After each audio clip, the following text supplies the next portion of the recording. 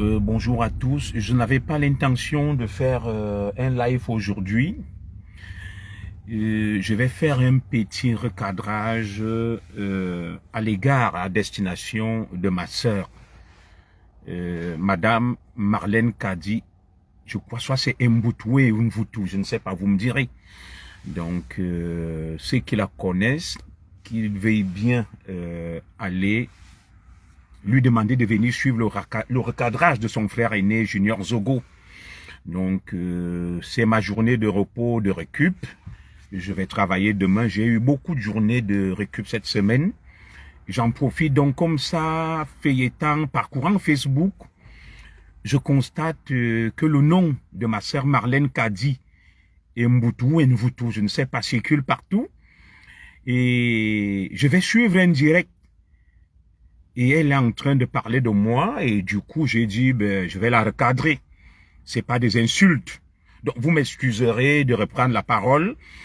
Après ces directs retentissants que j'ai pu faire hier, je suis obligé quand même, j'ai le devoir moral en tant qu'homme et en tant que grand frère de recadrer et tout simplement de faire de la pédagogie vis-à-vis de ma sœur Marlène Kadi Nvutu Nvutu.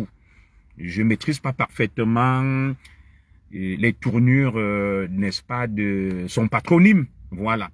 Parce que je n'ai pas véritablement de lien avec elle. Je ne vais pas l'insulter.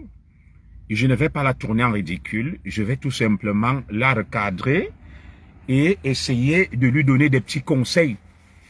Donc, ceux qui connaissent bien ma sœur Marlène Kadi Nvutu ou Nvutu, qui veuillent bien la taguer, pour qu'elle vienne écouter un peu les conseils de son grand frère. Vous savez que moi, je suis symboliquement le grand frère de tout le monde sur les réseaux sociaux. J'assume et j'endosse cette étiquette-là.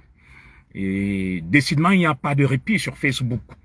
Il n'y a pas de répit sur Facebook. Même quand on veut vaquer à ses activités, même quand on veut faire autre chose, les circonstances nous obligent à revenir éduquer des gens qu'on pensait être éduqués et faire de la pédagogie avec des gens qui ont quand même un corpus et un minimum. Donc, ma petite sœur Marlène Kadi, si c'est Mbutu ou Nvutu, je ne sais pas. Je crois que c'est Mbutu. Est-ce que tu peux venir t'asseoir là et écouter les conseils de ton grand frère? Voilà, partager, envoyer ce direct sur sa page parce qu'il est hors de question qu'elle ne le suive pas. Ça va lui être bénéfique. Ça aura des retombées positives sur elle. Ça pourra l'apaiser. Parce que je constate qu'elle est très perturbée, elle est très agitée. Et je ne sais pas quel est le problème qu'elle a. Et j'ai quand même le devoir aussi de l'assister. Et le seul moyen pour moi de l'assister, c'est de faire de la pédagogie et de lui donner des petits conseils en tant que patriarche, en tant que son frère, en tant que son aîné. Je suppose que je suis son grand frère, même de manière symbolique. Donc ma petite sœur Marlène Kadi Mbutu, viens suivre les conseils de ton grand frère Junior Zogo. Voilà. Nous sommes en famille et en famille, il faut savoir cadrer une petite sœur qui est en train de déambuler, une petite sœur qui se perd et qui fait n'importe quoi. Mon devoir d'aîné est de te faire entendre raison, de te recadrer et de t'appeler à retrouver tes neurones, ta lucidité et le bon sens. Parce que véritablement, ce que tu es en train de faire, je sais pas, soit c'est une dépression, soit c'est la frustration. Et ne me demandez surtout pas pourquoi tu parles aux femmes, parce que je sais que ce débat est récurrent sur les réseaux sociaux, qu'on ne répond pas aux femmes. Oui, on recadre la famille. Et bien évidemment, je salue mon frère qui est là, Fridolin, que le docteur. Tu sais que je suis avec toi de tout cœur. Au moment où je pensais que, avec des gens instruits, comme ma petite sœur Marlène Kadi Mvutu, on peut faire avancer les choses et faire bouger les lignes. Je suis obligé d'avancer à reculons, d'aller encore rééduquer des adultes au processus éducatif raté. Moi, je pensais qu'elle avait un minimum. Hein, ma grande sœur Céline Menge, regarde comment tu te respectes. Qu'est-ce qui se passe même là-bas chez vous, en pays Boulou, vous, nos neveux, là, les Boula? Comment une maman, une mère de famille comme Marlène Mvutu ne peut pas rester tranquille et s'occuper de sa petite famille, de ses enfants, de son mari comme toi et moi. L'âge quand même qu'on a atteint, on devrait savoir ce qu'on veut. On devrait quand même savoir ce qu'on veut, où on va. Quant au troisième président du Cameroun, je le lui souhaite, pourquoi pas, c'est un Camerounais, hein, mon frère Fantôme Tarzan. Et je ne sais pas pourquoi le port ne se dit pas gras. Si Kamto sera le troisième président du Cameroun, ce n'est qu'à son honneur et à l'honneur du Cameroun. On n'a pas besoin de le chantonner sur la place publique, hein, mon frère Fantôme Tarzan. C'est un Camerounais qui a des atouts, qui a des qualités. Et pourquoi pas, ben, il va compétir en 2025. Et s'il convainc le peuple camerounais, oui, il peut présider au destiné du Cameroun. Bon, on n'est pas là pour ça. Hein, mon frère Narcisse Mbarga, mon bel oncle, tu m'excuseras de parler des femmes. Voilà. Ce matin, en parcourant comme ça Facebook de manière hasardeuse, je tombe sur un direct de ma petite sœur bien-aimée, Marlène Kadi Mboutou ou Nvoutou. Vous me direz si elle s'appelle Mboutou ou Nvoutou. Parce que j'ai du mal à cerner le contour exact de son patronyme. Je sais juste qu'elle s'appelle Marlène. Marlène, ma sœur Marlène. Marlène la belle, la mulâtre. Alors, du coup, je vois où elle parle de moi. Elle parle de moi, elle dit, elle est en train de répondre à VP de Londres. Après, elle dit, bon, je vais un peu repréciser les choses. Ah, tu aimes bien chanter, c'est bien, tu vas chanter pour nous, Fantôme Tarzan. Je vois où elle dit, bon, le franquisme avec Rahim Noum, c'est pas que on m'a enlevé, on m'a confié ça parce que, bon, Junior, le commissaire, elle m'a même pas dit commissaire Zogo. Elle a dit Junior Zogo. Personne ne s'intéresse à lui. Très bien. J'ai pas voulu suivre la suite. Au moment où je cherchais même à savoir pourquoi son nom fait les choux gras des réseaux sociaux, tout le monde en parle, elle est à la une, elle cristallise l'attention. Vous comprenez? Je cherchais à savoir ce qui ne va pas. Vous savez, moi je reste focus sur l'objectif, à savoir faire de la pédagogie, l'éveil de conscience sur des choses utiles. Donc on me dit là que c'est Nvoutou. Moi je pensais que c'était Mboutou, d'accord. Donc, tantôt Mvoutou. Alors il y a quelqu'un qui m'appelle là. C'est mon épouse, Madame Zoguindi, une femme. Elle est au travail. Oui, allô? Oui. Oui, je fais le direct. Il y a ta sœur Marlène Mvoutou qui m'a tagué dans un direct où elle répondait à VP de Londres. J'explique à mon épouse, hein, Madame Zogo, elle est surprise. Et du coup, elle disait que oui, elle, on l'a cooptée dans le franquisme parce qu'elle est forte. Et elle est différente de Junior Zogo, qui n'intéresse personne. Donc, je suis en train de la recadrer, ma chérie. Je lui donne des conseils. Voilà.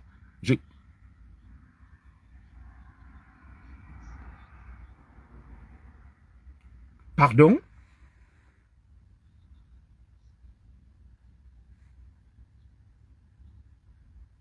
D'accord, ok, pas de souci.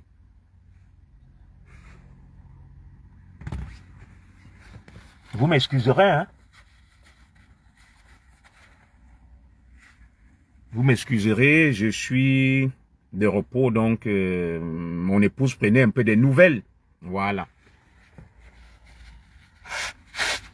Et comme je suis un peu grippé, je ne vais pas le faire devant vous. Voilà. Je suis quelqu'un de poli et de très respectueux.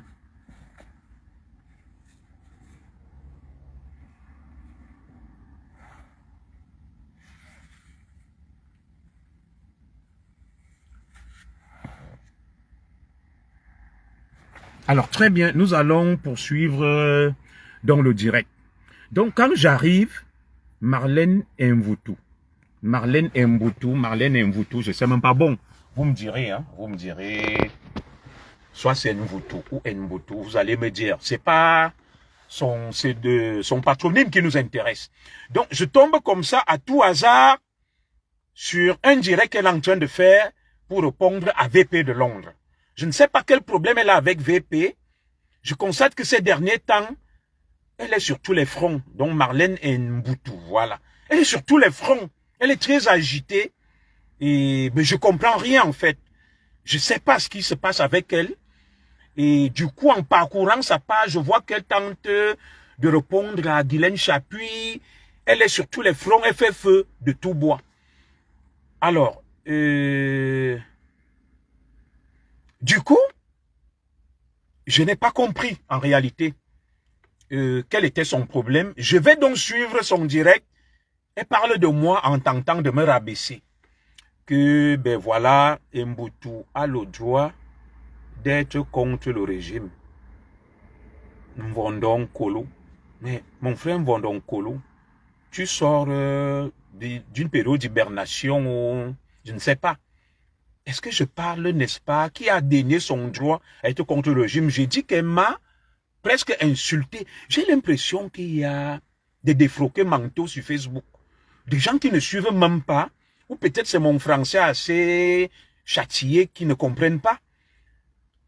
Je suis en train d'expliquer que je passe sur son direct, elle tente de me rabaisser et je lui réponds à quel moment j'ai parlé de qu'elle a le droit ou pas, mais moi je m'en fiche. Depuis qu'elle parle, vous m'avez déjà vu sur sa page, mais tout Camerounais a le droit d'être pour ou contre le régime. C'est pas de ça que je parle, mon cher frère. Bon, je constate peut-être que tu as pris un verre de trop et tu prends le train en marche et du coup, tu vas retrouver tes esprits. Donc, tu sembles pas trop maîtriser les contours de mon direct. Non, les gens te disent là hors sujet. Elle a tout à fait le droit de dire ce qu'elle veut. Hein? Un vrai homme ne se querelle pas avec les femmes. Bon, mais c'est même Kim Vondonkolo. Tantôt elle a le droit, mais tu vois, tu évolues du coq à l'âne, tu es perturbé. Tantôt tu me dis elle a le droit, maintenant, je te regarde, tu passes à autre chose qu'un vrai homme. Mais ça veut dire que c'est toi, donc Marlène Kadi Nvutu. Ça veut dire que tu es perturbé mentalement. Tu es perturbé mentalement. Vous savez que j'ai l'expérience sur Facebook. Et c'est l'exemple de nos compatriotes Bamileke. Il va venir te dire chien. Dès que tu le regardes, il dit le cul de ta femme. Dès que tu dis qu'on n'insulte pas les femmes, il passe à autre chose. Donc c'est un malade. Si ce Mvondo continue, je vais le bloquer. Il est là pour faire diversion. Voilà. Ce sont des dégénérés mentaux qu'on retrouve sur Facebook. Donc du coup, comme je le disais, j'étais estomaqué de la voir me cataloguer et parler de moi. Moi, j'ai jamais parlé de madame Marlène Nvutu. J'ai même du respect pour elle. J'ai du respect pour elle. C'est une sœur, puis elle est belle, elle sait s'exprimer en français. Je n'ai pas souvenance qu'un jour, j'ai pu la cataloguer ou peut-être la charrier dans un de mes directs. Je suis donc étonné par son activisme tous azimuts, son agitation, son immaturité. Et à la limite, je découvre une femme fragile, vulnérable, qui est aux abois et qui fait feu de tout bois. Alors, ma chère petite sœur Marlène, bonjour à toi, Ned Mbila. Je vais te faire passer un message, je suis un gentleman. Moi, je ne m'attaque pas aux femmes, mais tu te revendiques comme étant une femme instruite parce que la notion d'intellectuel, je vais t'expliquer ce que c'est, tu la galvaudes. Il n'y a pas beaucoup d'intellectuels au Cameroun. Tu es une femme instruite, tu as des diplômes, tu n'es pas une intellectuelle. Je vais t'expliquer ce qu'on appelle une intellectuelle. Moi-même, je ne me réclame pas comme étant un intellectuel. Je suis un homme instruit, un diplômé. Un intellectuel, c'est autre chose. Vous comprenez? Voilà. Donc, du coup, je vais lui donner un premier conseil. Ma sœur Marlène Mvutu, tu es très connue. On ne s'intéresse pas à moi. Est-ce que moi, je discute la grandeur avec toi? Moi, je suis à mon petit niveau. Je m'appelle Junior Zogo. Je suis né à Ekalanminkul. Mon père, je ne me définis pas par rapport à mes parents ou à qui que ce soit. Bonne année à toi, Edith Tête. Mais si tu veux savoir qui était mon père, va à la Sopecam. Tu tapes Zogo Ambogo Christophe. Tu verras DAF de la Sopecam pendant 25 ans. DAF, directeur administratif et financier. À l'époque, la Sopecam Cameroun Tribune. Il n'y avait que la radio et Cameroun Tribune. DAF. Il était secrétaire des conseils des ministres. Parce qu'il a fait sténodactylo et droit. Il a obtenu une licence en droit à l'université de Dakar en 1970, mon papa. Madame Marlène Mvutu. Mon papa a travaillé avec Ahidjo. Il était de la plupart des voyages du président Ahidjo, notamment des voyages au Tchad et tout ça. C'est mon père qui a fait l'entretien d'embauche à Jacques Famendongo, rentrée de l'île. Je peux te montrer des photos où on décore mon père. Je crois le gouverneur du centre à l'époque, Moifo Gabriel. Il le décore. Et c'est M. Jacques Famendongo. C'est pas pour le rabaisser qui sert le champagne. C'est lui qui le recrute à la Sopecam. Et il le forme et il lui cède le poste de directeur financier. Et mon père reste directeur administratif. DAF à la Sopecam. M. Zogo Ambogo Christophe. Va, tu tapes. Tu tapes, tu vas voir. Zogo Ambogo Christophe à la Sopecam. Donc moi, je ne me définis pas par rapport à ma famille. Voilà.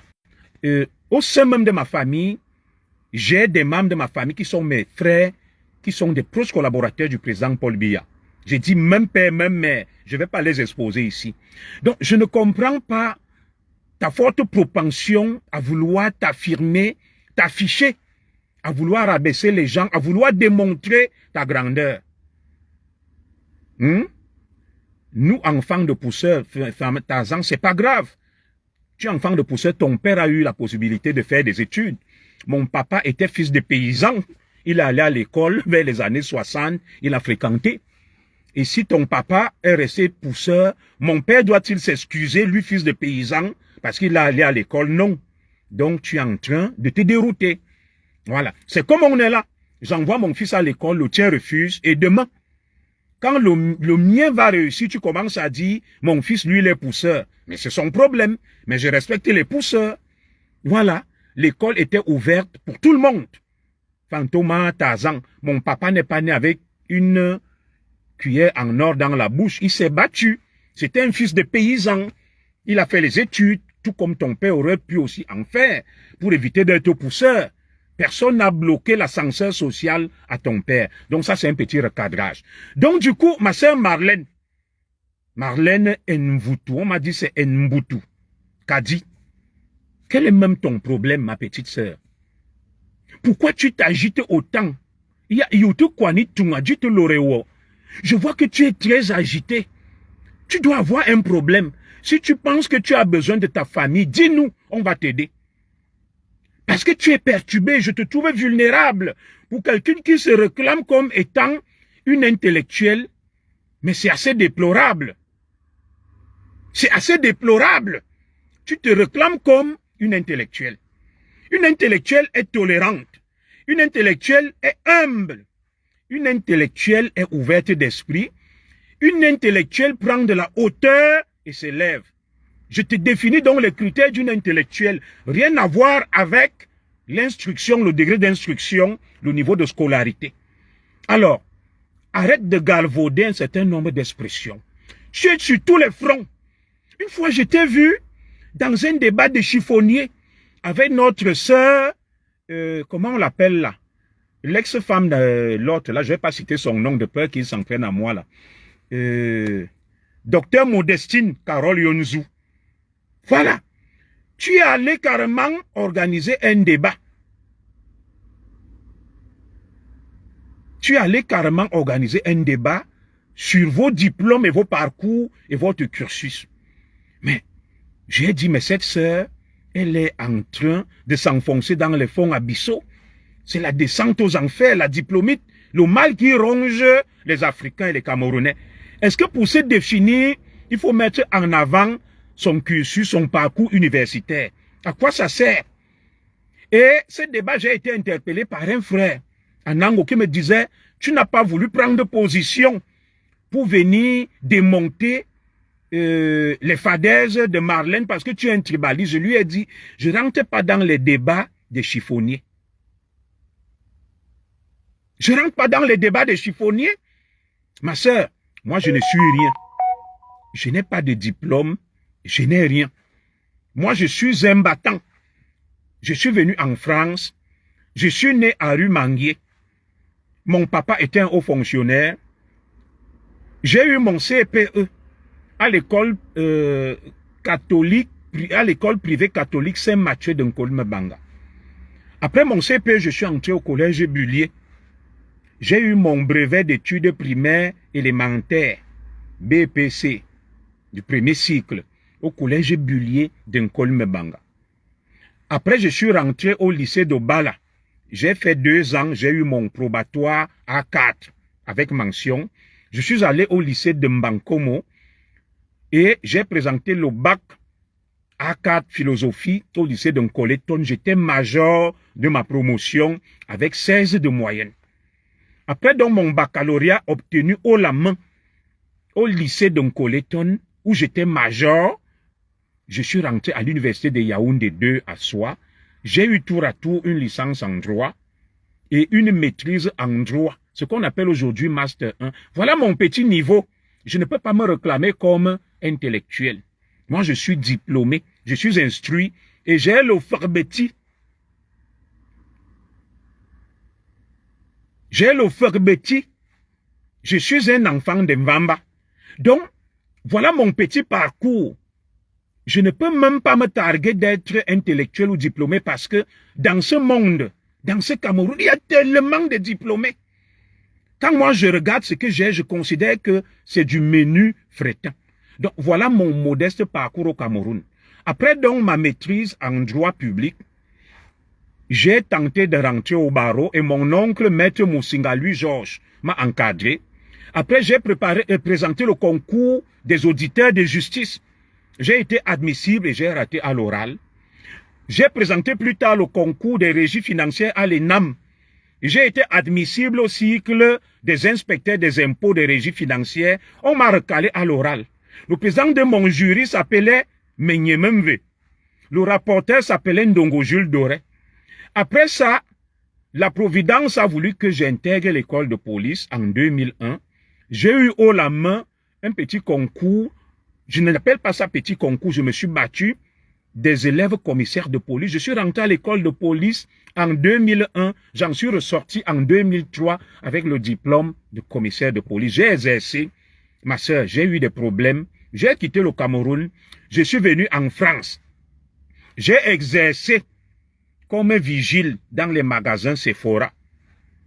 J'ai exercé vigile dans les magasins Decathlon, dans une société qu'on appelait MD Sécurité, et c'est un ami Bamileke qui m'a recruté là-bas. Après, je suis allé dans une autre société, Protectim. J'ai travaillé dans les ARA. Après, le patron, qui était un juif, a constaté que j'étais commissaire de police. Il m'a affecté à Ramran, dans la sécurité de la famille royale d'Arabie Saoudite. J'ai travaillé dans leur résidence au parc de Monceau, à Adolphe vivant dans le 16e. C'est alors qu'un ami, bonjour à toi VP de Londres, m'a dit qu'il y a la possibilité de rentrer au ministère de la Justice de Dr Thomas Njombe. Il m'a amené faire des tests à l'EPM de Porcheville au service éducatif. J'ai passé les tests haut la main. J'ai été recruté comme contractuel au ministère de la Justice. Et comme ça, de fil en aiguille, au bout d'un certain nombre d'années, j'ai présenté le concours, j'en suis ressorti comme fonctionnaire au ministère de la Justice. Et c'est là où j'exerce modestement aujourd'hui, ma soeur, pour nourrir ma femme, mes enfants et mes parents et aider ma famille. Voilà mon petit niveau. Et actuellement, j'ai fait un Master 2 en géostratégie, en géopolitique. Master 2, je ne l'ai pas encore fini. Je poursuis ces modestes études-là. Donc, moi, je ne suis pas dans votre folie de grandeur où vous discutez les diplômes et l'intelligence. Voilà modestement, ma sœur Marlène Kadi Mvoutou, mon petit parcours. Alors, maintenant, toi, tu réclames comme étant un mandarin, bardé de diplômes. Moi, je ne sais pas.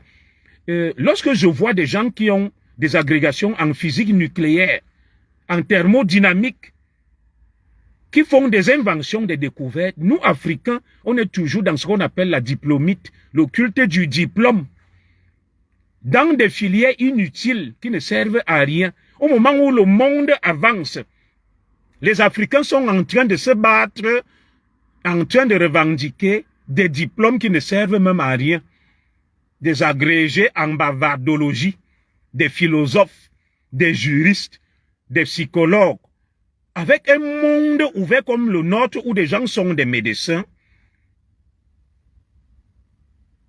dans un monde ouvert comme le nôtre où des gens sont des ingénieurs en physique nucléaire, dans un monde ouvert comme le nôtre où des gens font des filières porteuses pour faire des inventions et des découvertes dans le monde.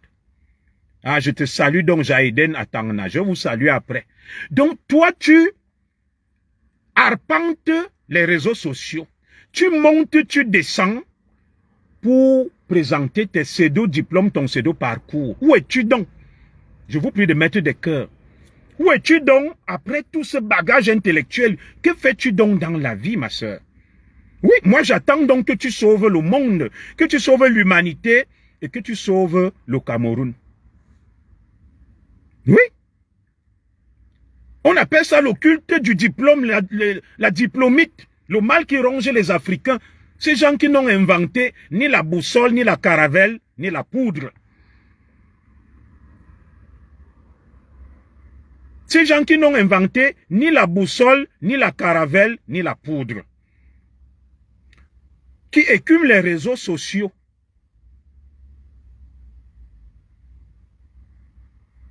Qui écument les réseaux sociaux. Qui écument les réseaux sociaux en train de présenter leur diplôme, de vouloir se faire passer pour ce qui ne sont pas. Je vais te dire une sœur, ma sœur Marlène, quelque chose, ma sœur Marlène Cardien-Voto. Pierre Bérégovoy a été l'un des plus grands économistes au monde. Il n'avait que un CAP.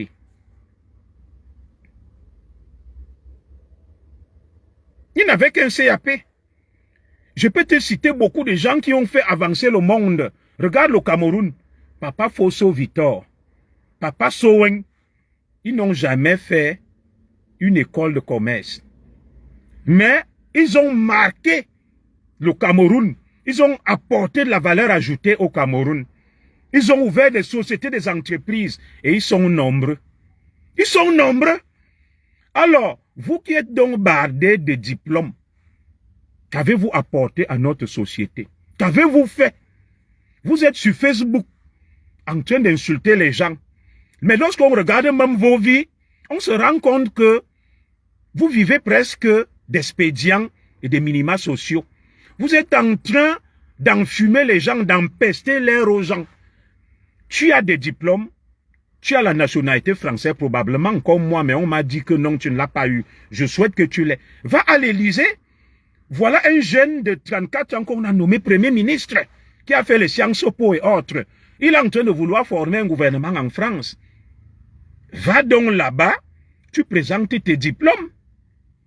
Tu présentes tes diplômes, on te nomme ministre. Nous voulons des gens issus de la diversité comme toi, bardés de parchemins et de diplômes, pour qu'ils relèvent notre communauté en France. Oui, notre communauté a besoin des intelligences comme la tienne en France, pour redorer son blason, ma sœur. On est en train de former actuellement le gouvernement français. Le jeune Premier ministre Gabriel Attal n'a même pas l'équivalent de tout ce que toi tu as. Le voilà Premier ministre à 34 ans. Comme la Piro de Mbanga avait chanté, vous là avec vos baccalauréats licences, vous ne pouvez pas nous laisser tranquilles. Même quand Junior Zogo veut rester tranquille, s'occuper de sa petite femme et de ses enfants, même quelqu'un que je n'ai pas prononcé, pas cité mon nom, ma soeur, très bien, venons-en au fait. Personne ne s'intéresse à Junior Zogo, on s'intéresse à toi. Tu sais, il y a ce qu'on appelle les tonneaux vides qui font beaucoup de bruit. On peut aussi s'intéresser à toi parce que tu as amusé la galerie.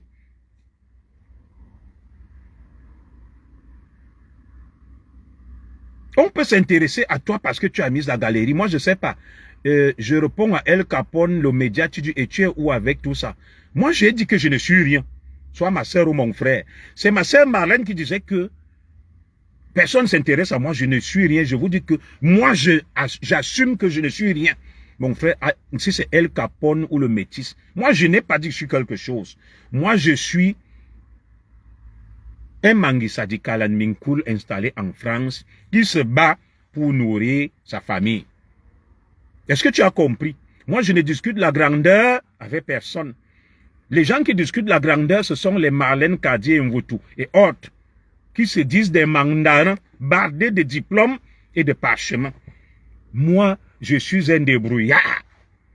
Je me bats en France pour subvenir aux besoins de ma petite famille et pour aider ma famille restée au Cameroun.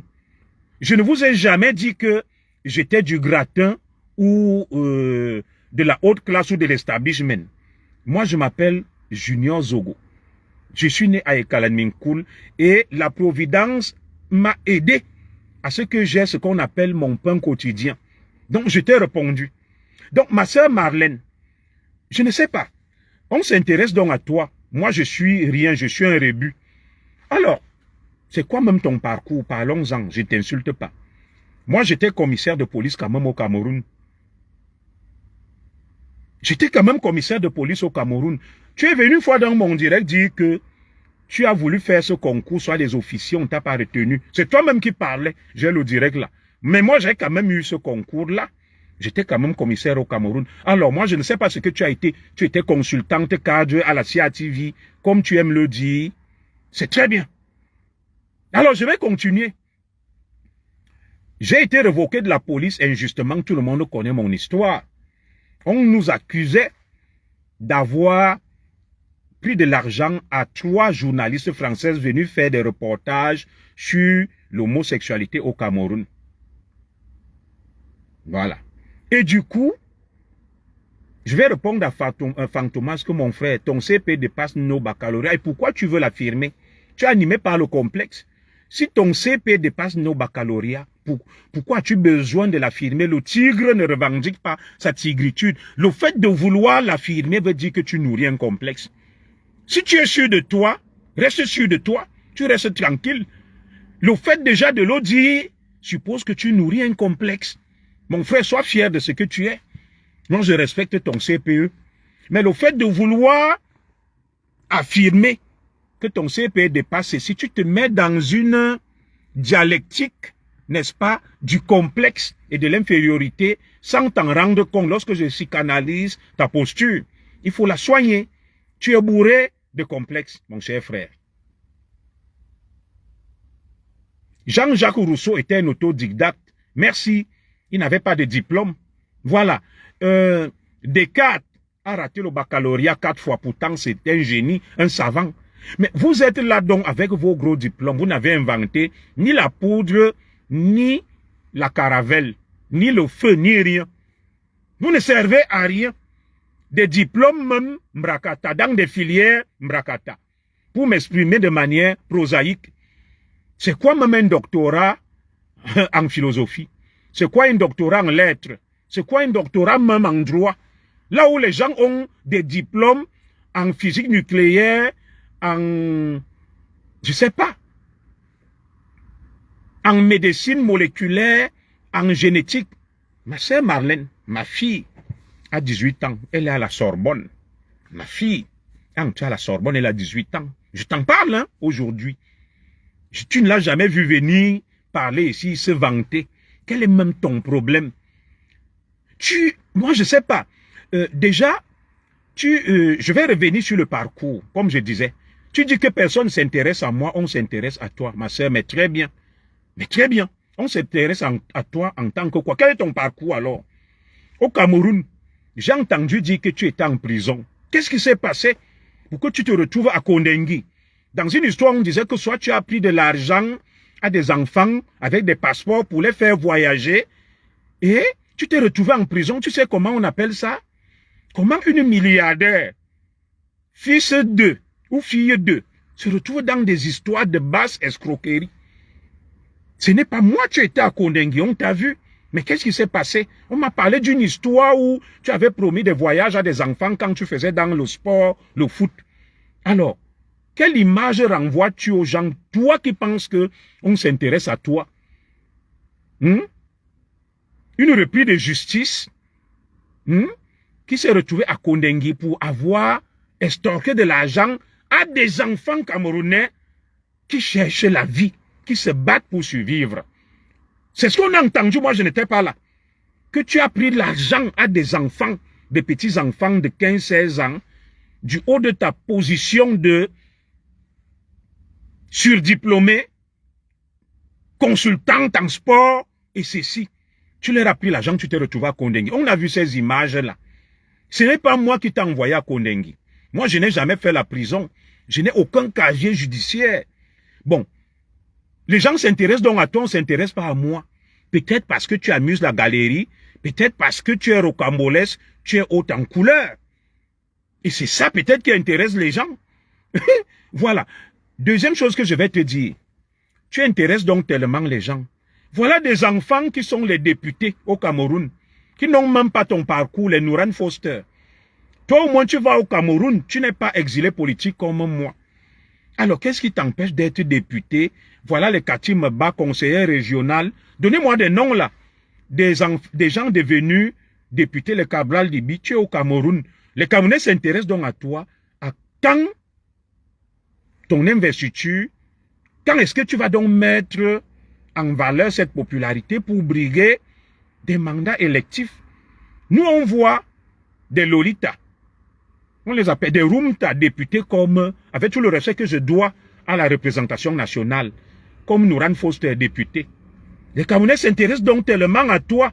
Tu n'es ni chef dans ton village, ni chef de quartier, ni même responsable chef de famille. Parce que même dans ta famille, tu n'es pas chef de famille. Moi au moins, ma sœur Marlène Kadi, je suis chef de la famille, de ma famille. J'ai une femme et 4 enfants, je suis chef de ma famille. Même chef de famille, tu n'es pas. Même chef de ta famille, tu n'es pas. Même chef de quartier, tu n'es pas. Moi, j'ai été érigé en patriarche notable et quand tu m'as vu, à Strasbourg et tout, et partout, je suis un patriarche, même chez nous les écans.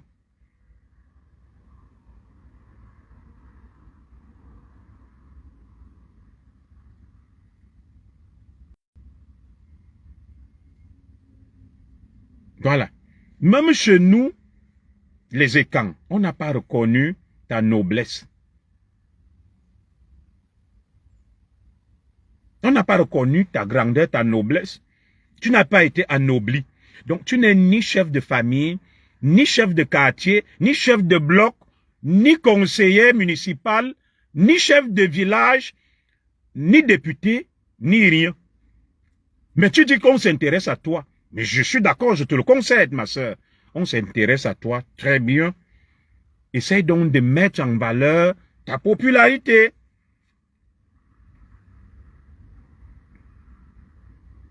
Oui, ma sœur Marie-Thérèse, c'est pas toi qui me dis de quoi je dois parler.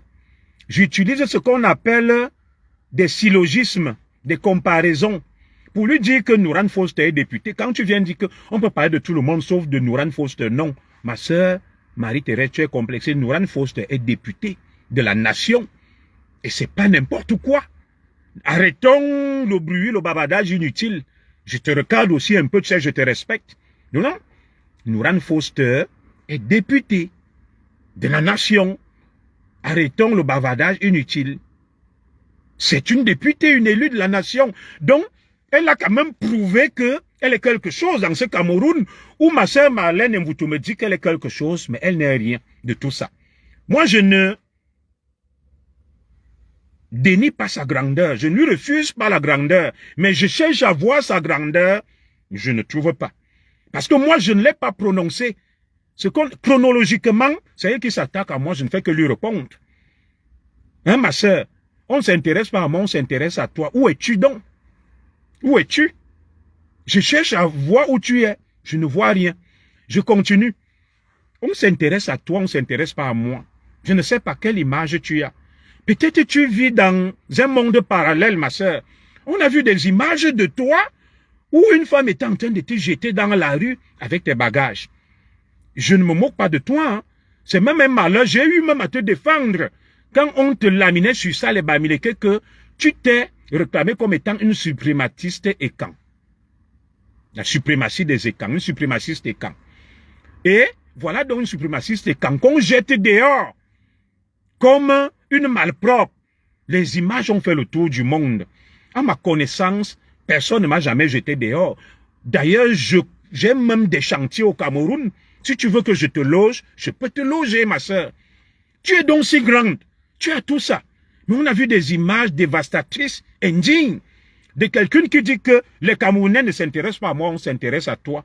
On s'intéresse à toi dans des potins, des scandales. Des images où on balançait tes affaires dehors, ma sœur. Une femme respectable. Je ne sais pas. On t'expulse d'une maison comme une malpropre. Avec tout ton parcours, tout ce que tu as eu. Je sais que tu as des maisons, certainement. Mais tu n'as pas pu te construire une case et un logement. Tu ne comprends pas? Des images de la honte, du déshonneur, où on te jetait dehors, comme une malpropre. Mais c'est pas moi qui t'ai jeté dehors. C'est pas Modestine. C'est pas Guylaine Chapuis qui t'a jeté dehors. Nous avons tous découvert ces images de notre époque qui m'ont estomaqué. Ça m'a fendu et brisé le cœur. Que ouais, que se passe-t-il avec ma sœur si? Même le loyer n'arrivait plus à payer, donc elle n'avait même pas de maison. Quand toi tu te lèves pour aller dire qu'on ne s'intéresse pas à moi, on s'intéresse à toi. On s'intéresse peut-être à toi du fait, n'est-ce pas, de tes hauts faits, de tes scandales à répétition. Oui.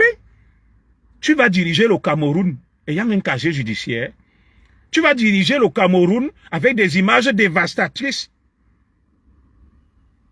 Des images dévastatrices où on t'expulse du loyer comme une malpropre. On jette tes effets dehors.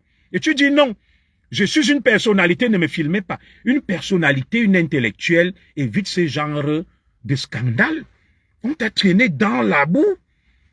Dans la boue, quelle image as-tu? Je me dis, tu es une lunatique, ma sœur. Tu vis dans un monde parallèle. Reviens sur terre. Tu tiens l'image de la honte et du déshonneur. Je suis ton grand frère, je dois te le dire. Ou nous sommes à Mouékan. Ou nous sommes à Mouékan. Si on ne te l'a jamais dit, une vraie écan. Regarde ta beauté, ma sœur. Regarde comment tu es rayonnante. Même ta beauté, mets-la en valeur pour qu'un homme te construise une maison, non. Donc jusque-là, tu n'as pas de maison. Qu'on te jette dehors, mais tu viens discuter la grandeur avec moi. Voilà les fleurs de l'île qui ont des immeubles et tout, tu les insultes, qu'elles ne sont rien. Au moins, ils ont construit des maisons. Qui t'a dit que tu représentais quelque chose? Peut-être dans ton univers, dans ton psychisme.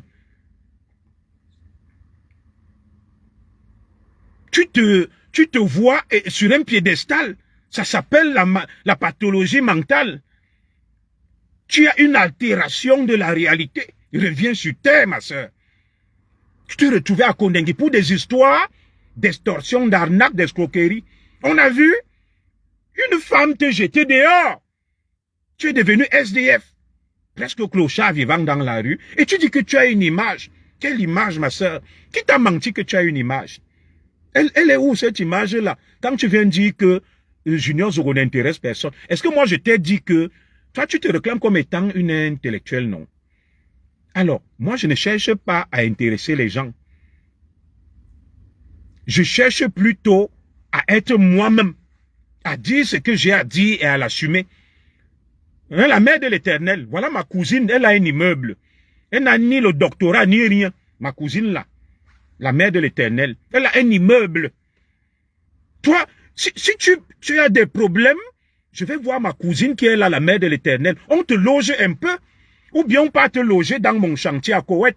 J'ai fait des studios là-bas en attendant de terminer le chantier. On te donne une chambre là-bas, ma soeur. Qu'est-ce qui t'arrive? Qui t'a menti que tu représentais quelque chose? Tu représentes quelque chose, oui, tu es une femme, tu es un être humain, je te respecte et tu es belle. Mais mets ta beauté en valeur. Mets tes diplômes en valeur. Au lieu de venir discuter la grandeur avec ton frère que je suis. Moi, je ne discute pas la grandeur avec toi. Ma soeur, tu es grande. Moi, ma grande soeur était grande. Hein. Elle était l'épouse d'un directeur des impôts. Elle m'a mis à l'école, elle a payé mes études. Elle m'a nourri. Oui. Elle a fait sortir des gens dans notre famille, comme on dit au village. Toi, ta grandeur est dans quoi? Sur Facebook, en train d'insulter les gens, en train de réclamer une position sociale que tu n'as pas. En train de brader ton parcours, tes parchemins à tout va. Et tu te réclames comme intellectuel. C'est ça qu'on appelle une intellectuelle. Non, tu n'es pas une intellectuelle. Tu es une diplômée, tu es instruite. Je vais te dire ce qu'on appelle une intellectuelle. Mongo Betty accorde une interview à un journaliste dans le célèbre magazine de l'époque, Jeune Afrique Économie, de notre compatriote Blaise Pascal Tala. Et il est avec un écrivain qu'on appelait Amadou Kourouma. Amadou Kourouma lui dit, Monsieur Mongo Betty, citez-nous des intellectuels camerounais. Marlène Mboutou, viens écouter la définition que Mongo Betty donne d'un intellectuel. Amadou Kourouma constate que Mongo Betty marque un temps d'arrêt, il hésite. Il a du mal à citer le nom d'un intellectuel camerounais. Amadou Kourouma, lui, avance des noms. Il y a tel, il y a tel, il y a tel. Et au final, Mongo Betty lui dit, tu es en train de me citer, mais bien sûr, tu es en train de me citer des diplômés, des gens instruits. Parmi tous ces noms, il n'y a aucun intellectuel. Alors, ma sœur Marlène Mboutou, arrête de galvauder cette expression. Ni toi ni moi, nous sommes des intellectuels. Au Cameroun, même, il y a très peu d'intellectuels. Un intellectuel, d'abord, c'est quelqu'un de humble.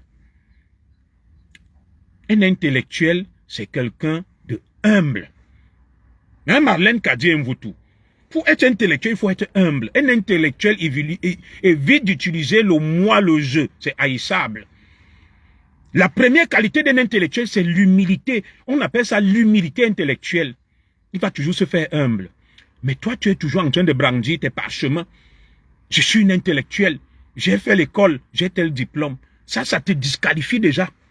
Ça ne fait pas de toi une intellectuelle. Parce que la qualité première d'un intellectuel, c'est l'humilité. C'est l'humilité. Mon grand frère Zandinga, Mongo Betty et Zaboto, Ville Cruelle, l'un des rares intellectuels au Cameroun ait eu. La première qualité d'un intellectuel, c'est l'humilité. Celui qui t'a trompé qu'un intellectuel, c'est celui qui a des diplômes, qui a fait l'école. Il faut revisiter et revoir ce concept, la notion d'intellectuel. Tu la galvaudes. Tu la galvaudes. Et quand moi je te vois avancer de telles inepties, pondre de telles élucubrations, je me dis, waouh. Elle se réclame comme intellectuelle, il lui manque de l'humilité, de la modestie. Les vrais intellectuels sont humbles. Ils sont effacés. Oui. Deuxième qualité d'un intellectuel, un intellectuel, c'est celui qui s'adapte à toutes les situations et qui sait prendre de la hauteur. Ma sœur, Marlène Kadi Mboutou, tu n'arrives même pas à prendre de la hauteur. Ou Palou que Terassi, tu réagis. Kalanga que Terassi, tu réagis. Ou Nono que Terassi, tu réagis. Tu es sur tous les fronts, contre tout le monde. Tu es rongé, dévoré par l'aigreur et la frustration. Tu es dévoré par une pseudo-folie de grandeur. À défaut d'avoir été ce que tu rêvais d'être, tu en veux à tout le monde. Il faudrait que tu consultes MC. Tu souffres d'une névrose qu'on appelle la frustration et l'aigreur. C'est basique, c'est minimal. Je ne t'insulte pas, hein, ma soeur. Je t'estime beaucoup. Tu sais que je ne t'ai jamais parlé comme ça. Je te donne des conseils. Deuxième critère pour être qualifié d'intellectuel après l'humilité, c'est la capacité à prendre de la hauteur, à ne pas se rabaisser, à ne pas être vulgaire. Un intellectuel n'est pas vulgaire. Un intellectuel, c'est une perle rare.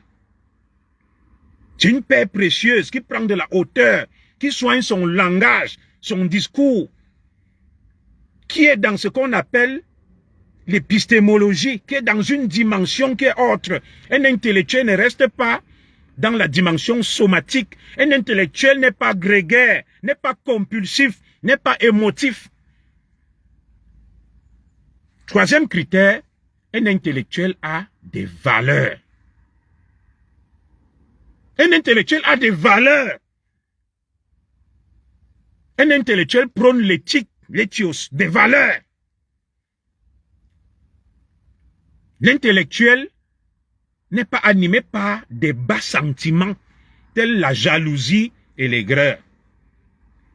Et pour terminer, le quatrième critère pour qualifier quelqu'un d'intellectuel, c'est celui qui apporte un changement, une rupture fondamentale, un plus à la société. Les grands intellectuels ont apporté un plus, une rupture fondamentale. La summa divisio. Parce que tu es juriste comme moi. On appelle ça la summa divisio. Un intellectuel a apporté quelque chose, une plus-value à la société dans laquelle il vit. Il a marqué ses contemporains. Alors je veux savoir en quoi toi et moi nous avons marqué nos contemporains. Nous nous sommes illustrés par quoi, ma sœur? Lorsque nous galvaudons cette notion d'intellectuel.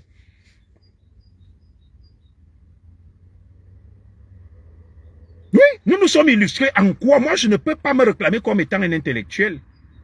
Voilà, je galvaude cette notion. J'ai apporté quelle rupture à mes contemporains, un changement fondamental, la summa divisio.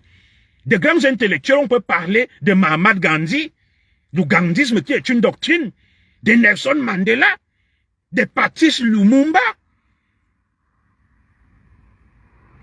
des gens comme le professeur Joseph Owona, paix à son âme, des gens comme Mongo Betty, des gens comme Ebussi Boulanga. Je peux continuer. La liste est longue. Quand toi, tu te présentes comme une intellectuelle, ma sœur, mais c'est la rigolade, c'est la farce. Avec tout ce que le Cameroun a là,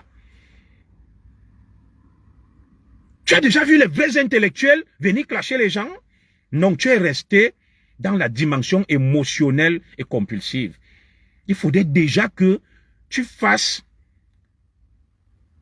cet aggiornamento-là, cette introspection, cette rupture avec toi-même, cette révolution interne de sortir, n'est-ce pas, de l'être compulsif, émotif que tu es, un être humain, de te transcender, et de prendre une dimension de l'immortalité, de prendre de la hauteur, pour parler de manière prosaïque.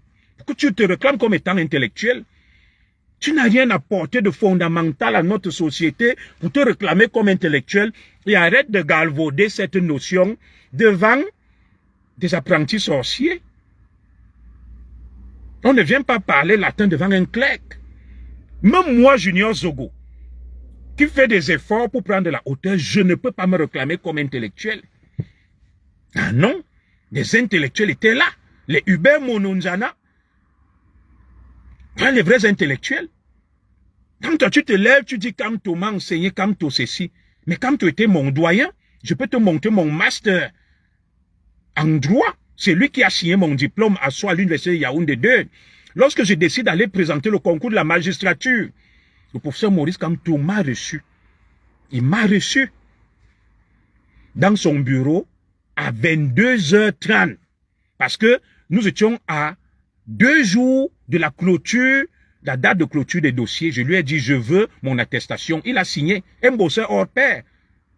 Le vice-doyen de la faculté de droit était le professeur Aletoum. Le doyen, c'était Maurice Kamto, faculté de droit et sciences juridiques. Parce que ceux qui faisaient droit public, ceux qui faisaient droit privé avaient un autre doyen. Ah oui.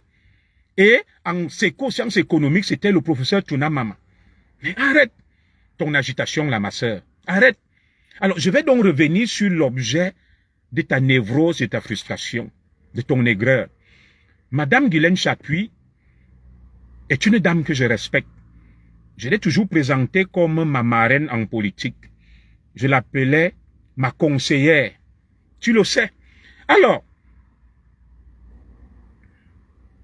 oui, les intellectuels ne classent pas sur Facebook Vicky Show. Je suis tout à fait d'accord avec toi. Depuis que tu as vu qu'on a reçu Guylaine Chapuis au Palais de l'Unité, que notre première dame lui a fait l'honneur de la recevoir au Palais de l'Unité, tu es rentré dans une jalousie et une aigreur mortifère.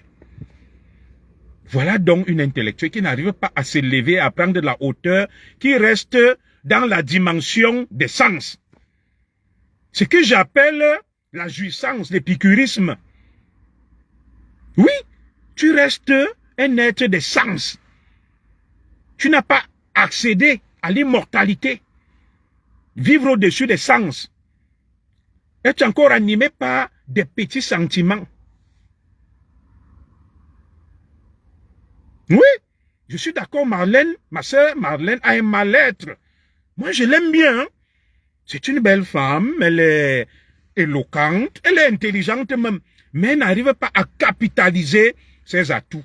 Elle dilapide, n'est-ce pas, ce capital qu'elle devrait plutôt mettre au service de la bonne cause pour laver et soigner son image. Ma sœur, moi j'ai fait un faux pas au Cameroun.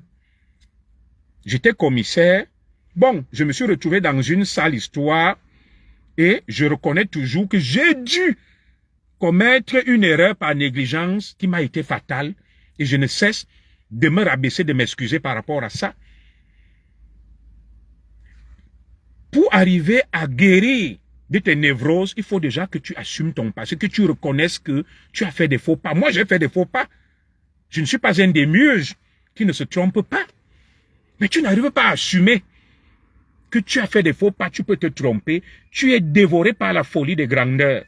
Tu es animé par le complexe d'Oké. On appelle ça le complexe d'Oké. Le complexe d'Oké animait des gens comme Adolf Hitler. Quand ils ont accédé aux affaires, ils ont voulu détruire le monde entier. Sors de la folie de grandeur, ça sera une thérapie déjà pour toi. C'est le conseil de grand frère que je te donne. Sors de la folie de grandeur, reviens sur terre et vis comme nous. Arrête de brandir, n'est-ce pas, une fausse aisance, une supposée aisance matérielle que tu n'as pas. Alors qu'à l'épreuve des faits, c'est l'indigence. Oui. Et de deux, arrête, n'est-ce pas, de galvauder la notion d'intellectuel. Tu n'en es pas une. Tu es instruit, tu as des diplômes, aussi intellectuel.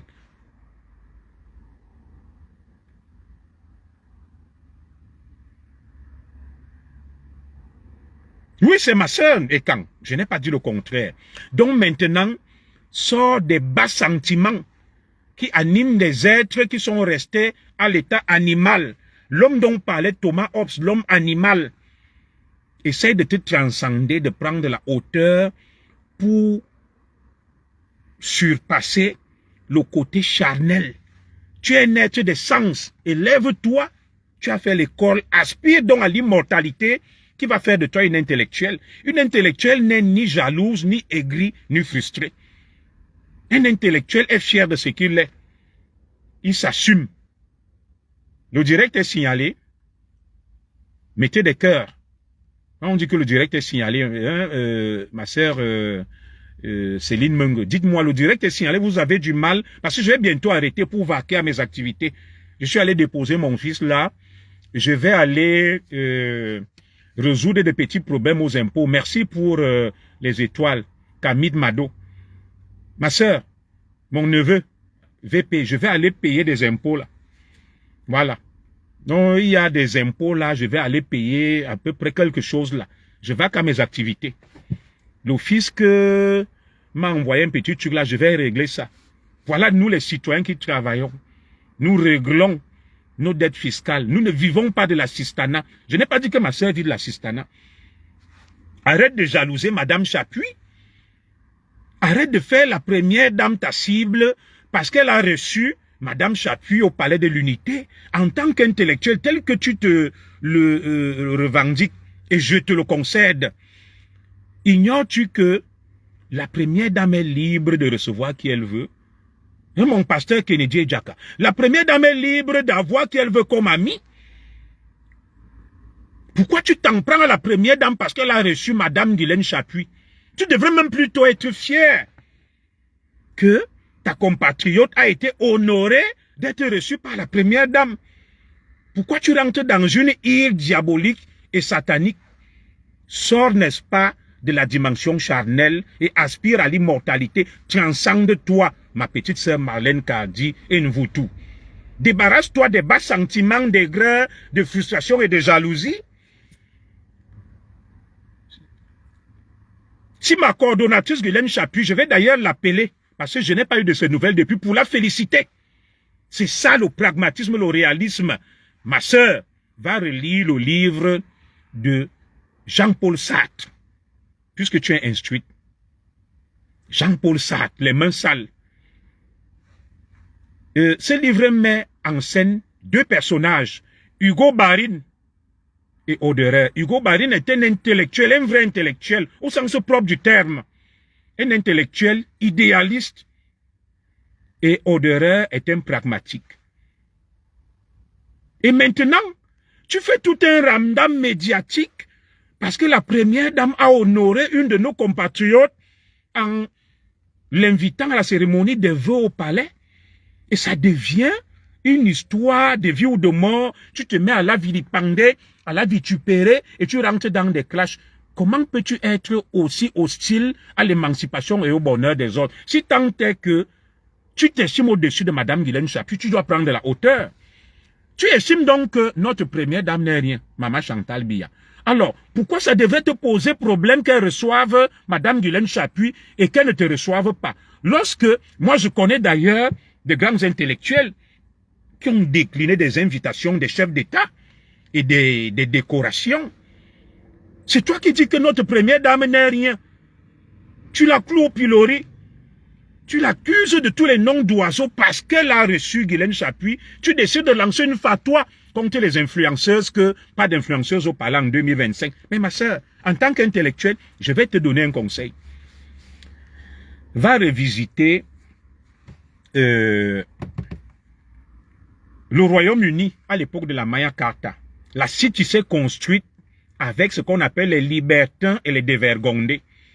Ce sont eux qui venaient dans des tavernes, la prostitution et tout ce que tu imagines, les maisons closes, les parties fines. C'est avec ça que la city s'est construite à Londres. Je vais revenir sur la cour des rois de France, notamment un qu'on appelait Louis XV. J'ai parlé de ça dans mon direct d'hier. C'était un adepte, n'est-ce pas, des parties fines, de ce qu'on appelle l'épicurisme, des alcôves. Et le grand roi de France, l'un des plus grands rois de France, Louis XV, s'est entouré des dévergondés, des filles qui ont changé le visage de la France, qui n'étaient ni intellectuelles, ni instruites, ni rien. Oui. Alors, des femmes de valeur dont influencent les grands hommes. La marquise de Pompadour, qu'on connaît, a été la maîtresse de Louis XV. Et c'est elle qui a créé la ville de Paris, les frères Paris, qui gagnaient tous les marchés des armées sous Louis XV lorsqu'il y avait des guerres. C'est eux qui ravitaillaient l'armée en équipement, en nourriture, en vêtements et tout. Et c'est grâce donc à la marquise de Pompadour qu'on a pu construire l'école militaire de Versailles, ce qu'on appelle Saint-Cyr. Parce qu'elle a voulu faire plaisir à ses amis, ses financiers, qui étaient les frères Paris, qui étaient des hommes d'affaires, des banquiers du roi. Mettre à voter en valeur. Nous avons une de nos sœurs, Eton, qui est l'épouse du président centrafricain Touadéra. Peut-être tu ne le savais pas. Oui. Est-ce que tu le sais? Nous avons une autre de nos sœurs qui est la femme du frère d'Oligui Nguema, une Camerounaise. Mets ta beauté en valeur, tu es une très belle femme. Au lieu d'aller jalouser Guylaine Chaput, elle a fait à son niveau, elle a été honorée. Tu deviens amer. Tu es rongé, dévoré par l'aigreur, la frustration, parce que tu as vu une femme se faire recevoir par la première dame. Alors, tu estimes donc être au-dessus de la première dame, au-dessus de Guylaine Chaput, au-dessus de tout le monde. Mais ma sœur, va donc recréer ton monde des femmes savantes qui se retrouvaient dans la Grèce antique, dans des grands salons huppés en train de débattre des grandes problématiques, des grands sujets qui ont changé le monde.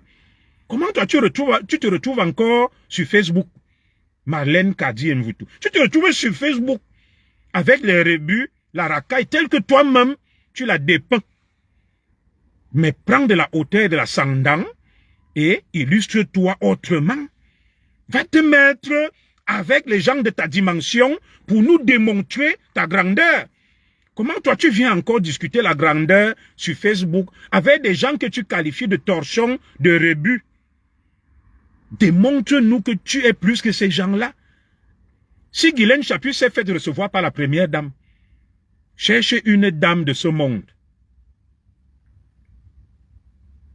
Cherche une dame de ce monde qui est président, dirigeant quelque part. Citez-moi des noms, un VP. Le nom d'une très grande dame là. Dans ce monde, tu te fais recevoir par elle. Pour démontrer à Guylaine Chaput qu'elle n'est rien. Il y a des très grandes intellectuels. En France, par exemple, il y a une dame qui a reçu le prix Nobel de la littérature. Va donc la rencontrer entre vous, les érudits, les savants, les surdiplômés. Tu fais une conférence avec elle. Tu démontres donc à Madame Guylaine Chaput qu'elle n'est rien à notre première dame. Notre première dame fait à son niveau. Elle a quand même réussi à épouser le président Paul Biya à son petit niveau. Oui, elle que tu décris comme étant une Zézéminga, elle a quand même épousé le premier des Camerounais et pas n'importe lequel. Parce que je ne suis pas sûr que si le président Paul Biya te demandait en mariage, tu allais refuser. Elle a épousé le président. Et sache que c'est la providence qui guide les destinées. Va rencontrer Michelle Obama. Il y a de grandes dames dans ce monde. Va rencontrer Christine Lagarde, qui est au FMI. Je crois qu'elle est maintenant à la Banque Centrale Européenne. Viens ici en France, tu rencontres Madame Le Pen, qui veut diriger la France. Tu te mets donc au niveau des mandarins, des grandes dames de ce monde. Laisse notre Guylaine Chaput nationale tranquille. Elle ne t'a pas dit qu'elle discute la grandeur avec toi, elle va être à ton niveau. Chaque jour, tu l'insultes, tu la clashes. Je ne me suis pas mêlé de cette histoire. Mais la pauvre dame, qu'est-ce qu'elle t'a demandé? Que te doit-elle? Rien du tout. Essaye de prendre de la hauteur, ma sœur, et lève-toi. Je vais maintenant terminer par celui dont tu parles. Tu sais, le mouvement franquiste, on t'a nommé comme porte-parole Sénacom. Très bien. Voilà Denise Epoté, les grandes dames de ce monde qui côtoient les cimes, les sommités. Tout à fait. Alors, Mohamed Rahim Noum est venu me voir. L'un des pères fondateurs du franquisme. Le franquisme n'est ni une idéologie, ni une doctrine. Il m'a dit, tu as de l'aura, je veux que tu fasses rayonner le mouvement franquiste. J'ai pris le mouvement franquiste en main. Il m'a nommé Selcom à l'époque. Je vais t'envoyer les documents. Personne ne connaissait Mohamed Rahim Noum. J'ai appris à Noum, qui m'en excuse, c'est quelqu'un que je respecte, comment on se tient en public pour parler. C'est moi qui ai rédigé même l'organigramme que tu utilises là, qui te nomme Sénacom. Noum ne savait pas ce qu'on appelle secrétaire national à la communication. Oui, c'est moi qui ai fait l'organigramme fonctionnel du MCFP. Je peux t'envoyer, ça demande à Noum, il va te le dire. Parce qu'à l'époque, il parlait de Selcom, je lui ai dit non, on va restructurer le mouvement. J'ai créé des émissions, l'instant franquiste. J'ai boosté le mouvement franquiste. Avant moi, on ne parlait pas du mouvement franquiste. Tu es venu parce que moi, nous avons découvert le côté sombre de Noum, qui n'est pas le fondateur du mouvement franquiste. Noum est l'un des cofondateurs du mouvement franquiste. Ils étaient ensemble, Noum, Gamayel Fogem, Nelson Belibi, Madame, comment on l'appelle là? Je te donne les noms. Le bras droit de Noum, elle a un nom là. Ce sont eux qui vont créer le mouvement franquiste. Et je vais te dire d'où est même né le franquisme. Parce que tu t'engages dans des choses que tu ne maîtrises pas. Il y a une conférence des bailleurs de fonds après 2018, quand Maurice Kamto fait le boucan. C'est des choses que je ne voulais pas dire. Les bailleurs de fonds se réunissent à Londres. Les grands financiers de ce monde, ils invitent Franck-Emmanuel Biya. Quand ils invitent Franck-Emmanuel Biya, des opportunistes bamileke ont eu vent de ça. Et ils ont dit, après le président Biya, nous voulons voir qui peut prendre la relève et nous pensons que tu réunis toutes les qualités. C'est comme ça qu'on va donc inviter Franck-Emmanuel Biya. C'est un grand secret que je trahis là. N'est-ce pas? Dans une conférence des bailleurs de fonds en 2019 à Londres. Quand certains compatriotes bamileke apprennent ça, ils se disent que Franck sera le président. C'est donc comme ça que les Noum et autres vont se lancer dans le franquisme. Parce qu'on leur a lâché cette info que les bailleurs de fonds du monde ont coopté Franck Biya. Ils l'ont fait asseoir à Londres, à la City, et lui ont dit, nous voyons en toi quelqu'un qui peut prendre la relève. D'où donc les opportunistes qui se lancent dans le franquisme. Viens t'asseoir, je t'explique. Parmi lesquels Noum, parce qu'il a flairé la bonne affaire. C'est comme ça qu'ils vont donc créer le mouvement franquiste. Parce qu'avant, ils étaient des amis de Franck Biya. Et je vais te révéler une chose. Si tu veux, viens me voir, je t'envoie les statuts du mouvement franquiste, l'organigramme que j'ai rédigé. Celui qui t'a remplacé la Bina, c'est quelqu'un que j'avais nommé chargé de la collecte dans mon organigramme du Sénacom. Le mot Sénacom là vient de moi, secrétaire national à la communication. J'ai établi l'organigramme pyramidal du MCFP. Nous me le sait. J'ai mis le bureau, l'assemblée générale, le bureau exécutif, les secrétaires nationaux et tout, les coordonnateurs, et même une structure qui n'a pas pu viabiliser parce que je suis parti. Le Conseil national de la diaspora. Donc, quand tu viens te targuer, quand tu as cherché, tu sais pourquoi nous me vient te chercher? Quand je m'en vais, je claque la porte. Je me rends compte que il est un opportuniste n'ayant aucun confort, qui profite de notre travail. Je claque la porte, il se dit, je vais chercher une écan qui a aussi la notoriété sur Facebook comme le commissaire Zogo. Il vient donc te prendre parce qu'il m'avait perdu, pensant que tu as la même pugnacité et la même hargne que moi. Alors, quand tu fais du mouvement franquiste, moi, je l'ai porté. Personne ne connaissait Nouma avant. Le monde entier l'a connu grâce à moi. Alors, je vais te dire une chose. Moi, je ne suis pas dans la courtisanerie. Je ne suis pas dans la courtisanerie. Je ne suis pas dans le larminisme. Que je vais venir flatter Franck Biya, que s'il devient président, qu'il me nomme.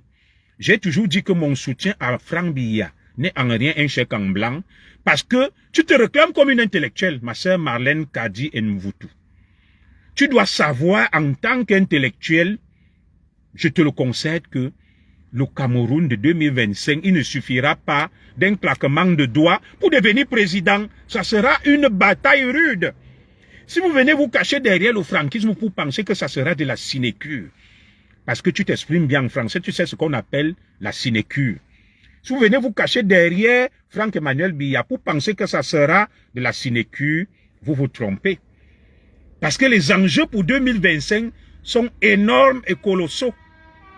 Et Franck-Emmanuel Biya aura besoin des gens solides, des gens stables mentalement, psychiquement, des gens propres, susceptibles de le porter au pouvoir. Franck Biya n'aura pas besoin des ectoplasmes.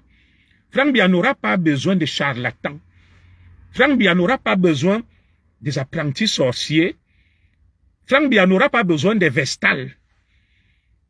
Franck Biya n'aura pas besoin des péripatéticiennes. Franck Biya n'aura pas besoin des mondes. Franck Biya n'aura pas besoin tout simplement des compulsifs et des écorchés vifs.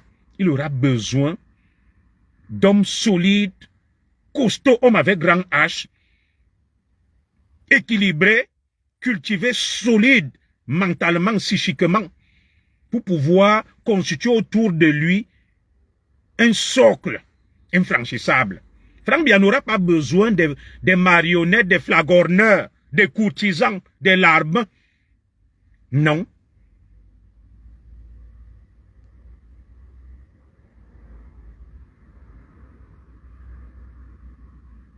Ah oui, parce que la bataille, ceux qui prennent ça pour un jeu que 2025, on va revenir à Yoba Yop, Paul Biya, Franck Biya. Ah, mais non. Si tu es une intellectuelle, tu dois comprendre que les enjeux vont au-delà des simples intérêts des hommes. Que ça sera des tailles en 2025. Ça sera la bataille des fauves. Ça ne sera pas une blague ou une partie de plaisir ou de la sinécure. Donc, vos petites choses que vous faites là, les noums, quand tu dis que personne ne prend au sérieux, regarde celui qui te nomme, qui te défait noum, un quasi-analphabète, qui vit aux États-Unis, je n'ai rien après lui, qui est garçon de chambre. À peine même s'il a le bac, mais je ne l'insulte pas, je ne suis pas dans la diplômite. C'est un quasi-analphabète qui sait à peine s'exprimer en français. Et quand toi tu dis que je n'intéresse personne, c'est toi qui intéresses les gens. Et il faut arrêter. Ça sera la bataille des fauves en 2025. Si vous venez vous plaindre, Franck Biya lui-même en est conscient. Et je vais vous dire une chose. Nous dont tu parles est allé à Fumban. Lorsque Franck Emmanuel Biya est allé rendre visite au jeune roi sultan de Bamoun, il traînait dehors. Franck Biya ne l'a ni reçu ni salué. Alors, assez étonnant que tu te revendiques comme étant un franquiste fondateur, père fondateur du franquisme. Franck Biya est à 2 pas de toi, il ne te dit pas bonjour, il ne te salue pas. Est-ce que tu ne vois pas que c'est de l'imposture et la mise en scène? Franck Biya vous connaît. Franck Biya sait que ça, ce sont des flagorneurs, des courtisans, des affamés qui gravitent dans sa galaxie et qui espèrent, n'est-ce pas, récolter quelques prébandes et espèces sonnantes et trébuchantes. Il vous connaît. Franck Biya vous a dit, lors de son apparition à Nice, qu'il a pris la carte du RDPC. Il est du RDPC, il est tenu à la réserve et il est un militant du RDPC. Franck Biya n'est jamais venu se réclamer comme étant franquiste. Il y a des secrets que je ne peux d'ailleurs pas te trahir puisque tu parles du franc. Il y a plusieurs branches du franquisme. Nous, qui va créer le franquisme, il y a eu des scissions au sein de son mouvement. Du fait de ses méthodes, il y a le franquisme version Alain Fidèle Owona. Il y a le franquisme version la célèbre dame là, Madame Blas, qui a beaucoup d'argent et des entrées même à la présidence. Il y a le franquisme où moi je milite actuellement version de ma petite sœur Elvie Zengue. Il y a plusieurs types de franquisme. Il y a même le franquisme de mon petit frère, comment on l'appelle là, qui est du sud là. Il y a beaucoup de branches du franquisme. Et dans ce foisonnement, dans ce melting pot, Franck Biya a compris que des opportunistes matérialistes à la part du gain se sont engouffrés dans la brèche où Franck Biya n'approche personne. Ceux qui ont essayé, qui se réclament comme franquistes, qui sont allés vers Franck Biya, ils s'en mordent les doigts. Il ne les a ni salués, ni reçus, ni rien. Nous me va déposer un parti, la légalisation d'un parti. Je vais t'envoyer le document au MINAT, un parti au nom de Franck Biya. Je lui ai dit, mais mon frère, tu ne peux pas. Comment toi tu vas déposer un parti au nom de Franck Biya? Tu veux que je t'envoie la lettre du MINAT qui lui dit que non, on ne peut pas le légaliser. Toi tu t'embarques dans une aventure dont tu ne connais ni les tenants ni les aboutissants. Franck Biya ne vous a pas dit qu'il a besoin de vous. Moi-même je suis franquiste. Franck Biya, on a tout fait même pour aller vers lui. Le gars de Thuir se tient à l'écart. On va même déposer des documents dans les préfectures. Les préfets nous disent que s'ils n'ont pas l'aval de Franck Biya, ils ne légalisent pas un mouvement franquiste. De quoi toi tu parles? Toi tu te fais limoger par un féman comme nous qui vit aux États-Unis. Un féman qui a failli même se faire interpeller au Cameroun du fait d'un certain nombre de forfaits. Regarde celui qui te ridiculise, nous. Il t'enlève. Il a mis quelqu'un que moi j'ai radié. Biina était l'un de mes 6e adjoints. Je l'ai enlevé du Sénacom parce que il harcelait les filles. Il tentait de harceler les filles qui étaient dans le franquisme. Je l'ai sanctionné. Et comme il est donc resté un Tchinda de Noum l'a mis. C'est quelqu'un qui ne sait même pas s'exprimer, qui ne peut même pas soutenir une conversation en français. Si tu veux, je vais t'envoyer ces documents. Donc, il faut arrêter tout ça. Ma sœur, donc, je tenais vraiment à te donner ces petits conseils que calme-toi. Calme-toi. Tu es une mère de famille. Moi, je respecte ta famille. Bats-toi pour t'occuper de ta petite progéniture. Arrête de te faire passer, ma petite sœur Marlène Kadi Mvoutou, pour ce que tu n'es pas. Oui. Sors de la folie des grandeurs, de la mythomanie, de la diplomite, et de tous ces superlatifs, péjoratifs. Retrousse tes manches, mets-toi au travail, occupe-toi de ta petite famille. Arrête de rêver, arrête d'être lunatique, arrête de vivre dans un monde parallèle, un monde onirique du rêve, du fantasme. Sors de ce fantasme-là. Sors du fantasme qui t'a fait croire que tu es quelque chose, tu es sur un piédestal, tu est un être humain comme tout le reste des êtres humains que je respecte. Mais en dehors de ça, je ne vois rien d'autre que tu es. Arrête de te faire passer pour ce que tu n'es pas et puis prends de la hauteur. C'est des conseils que je te donne. Si tant est que tu te réclames comme une intellectuelle, je te le conseille, tu dois te transcender, prendre de la hauteur. Tu ne dois pas aller insulter la première dame parce qu'elle a reçu des gens dont toi tu croyais être au-dessus. Ça veut dire que si la première dame t'avait invité là, tu n'allais pas la cataloguer et la traiter de tous les noms d'oiseaux. Et une intellectuelle respecte les femmes. Une intellectuelle respecte la République et les lois de la République. Je n'ai pas dit que tu n'as pas le droit d'être en désaccord, de t'opposer. Il faut éviter ce qu'on appelle l'opposition alimentaire et de la frustration. Parce que tu miroitais quelque chose que tu n'as pas obtenu et tu t'ériges en bien pensant, en donneur et donneuse de leçons, en opposant, non. Là, c'est pas de l'opposition. Parce que la première dame a reçu Madame Guylaine Chapuis, ça devient un objet de frustration et boum, tu t'en prends à Guylaine Chapuis dans les querelles de clocher de bas étage. Tu ne laisses pas la dame de tuer tranquille. Tu dis que toi tu es donc intellectuel, démontre-lui que tu es intellectuel. Puisque tu dis qu'elle n'est pas intellectuelle, toi tu es intellectuel. Une intellectuelle s'illustre par l'humilité, la discrétion et le sens de la mesure. Tu n'as pas le sens de la mesure, tu es compulsif, tu es grégaire, tu es émotif. Est-ce qu'on a reçu quelqu'un au palais de l'unité? Boum, tu t'énerves. Tu es encore animé par des bas sentiments qui animent l'homme animal, l'homme instinctif dont parlait Paul Valéry. Élève-toi dans la dimension transcendantale de l'homme immortel, le roseau pensant, l'être humain intelligent. Voilà. Voilà. L'année, il y a quelques années, on a reçu ma sœur Marie-Paul Paul, la première dame. Cette année, c'est Guylaine Chapuis, attends ton tour. Arrête de jalouser les autres parce que ils ont une petite passerelle, une petite entrée. Fais toi aussi ton chemin, crée tes réseaux. Et tu te dis au-dessus, mais va même présenter ta candidature à l'élection présidentielle au Cameroun, non? On te vote. Tu nous présentes ton programme politique, ton projet de société, et tu t'imposes donc comme une intellectuelle. Et là, donc, tu vas démontrer à Madame Guylaine Chapuis que toi, tu es dans une autre dimension. Et ma petite sœur Marlène Kadi-Mvoutou, j'attends ta candidature pour 2025. Laisse Guylaine Chapuis tranquille. Laisse la première dame, Madame Chantal Biya, tranquille. Tu es aussi belle comme elle. Tu aurais pu épouser même le Premier ministre, le ministre des Affaires étrangères ou une personnalité. Tu as des atouts physiques. Mais qu'est-ce qui t'arrive? Tu es toujours dans les clashs. Tu as des problèmes avec tout le monde. Je suis une intellectuelle. Je suis une intellectuelle. J'ai des diplômes. J'ai ceci. J'ai la fortune. Le tigre ne revendique pas sa tigritude. Laisse que nous t'élèvons. Ne t'élève pas de toi-même. Ah oui. Laisse que nous on t'élève. La première qualité d'un intellectuel, c'est l'humilité. Ma petite sœur Marlène Kadi-Mvoutou, retiens-le. Tu n'es pas une intellectuelle. Tu as des diplômes. Oui.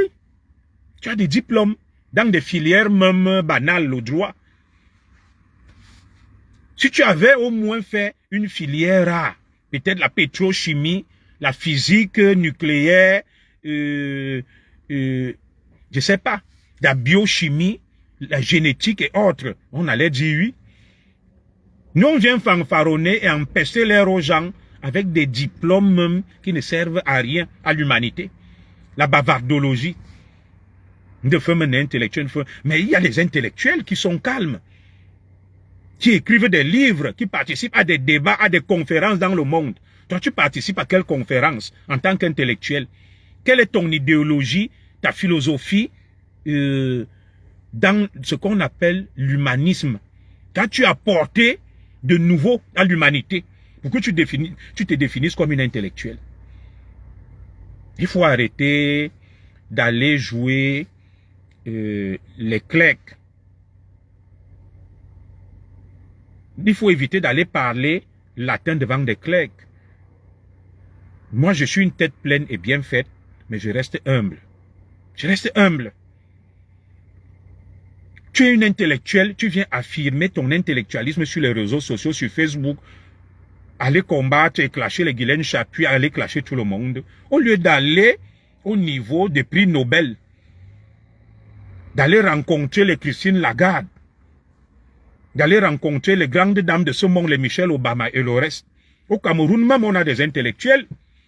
Tu vois, notre sœur là qui a eu le prix, si c'est Renaudot qui est en France. Voilà une intellectuelle, tu ne l'as jamais vue en train de venir se clasher avec les gens.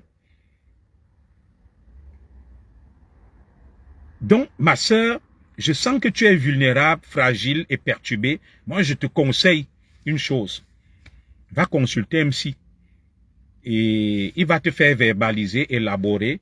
Tu as un mal-être profond.